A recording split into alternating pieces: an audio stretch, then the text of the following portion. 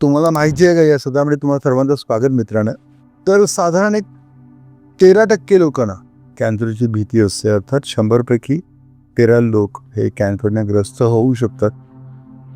आणि यातले काही कॅन्सर हे इनहेरिटेड असतात, अर्थात वारसा स्वरूपात आजी आजोबांकडून मग आई वडिलांकडे आणि मग आई वडिलांकडून पुढच्या पिढीपर्यंत ते पोहोचतात. आणि यातले काही विशिष्ट प्रकार जे इनहेरिटेड कॅन्सर असतात त्याच्यात सगळ्यात महत्त्वाचा प्रकार जो सुद्धा दाखवत दिसतो समजा ब्रेस्ट कॅन्सर, ओव्हरियन कॅन्सर हा सुद्धा इनहेरिटेड कॅन्सर आहे.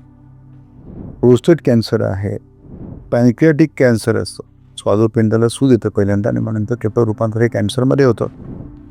कोलोरेक्टल कॅन्सर याचा अर्थ मोठ्या आतड्यांचा कॅन्सर, स्टमक कॅन्सर, त्याच्यासोबत एन्डोमेट्रियल कॅन्सर किंवा थायरॉइड कॅन्सर असे वेगवेगळे प्रकार आहेत कॅन्सरमध्ये. आणि हे प्रकार खरं तर इनहेरिटेड असतात, म्हणजे एका पिढीकडून दुसऱ्या पिढीकडे ते जातात. आणि हे जर प्रकार टाळायचे असतील तर त्याच्यासाठी सगळ्यात उत्तम आणि प्रभावी उपचार म्हणजे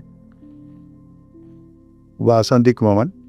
सध्या वसंत ऋतू सुरू आहे आणि या वसंत ऋतूमध्ये उलटी वाटे शरीरातला विकृत कफ हा बाहेर काढला जातो. आणि ज्यावेळेला तुमच्या शरीरातून विकृत कफ बाहेर पडतो त्यावेळेला कफापासून उत्पन्न होणारे बरेचसे आजार की जे आपण नक्की टाळू शकतो. त्याच्यामुळे तुम्ही हवं तर वासंतिक वमन घ्या किंवा लघु वमन घ्या.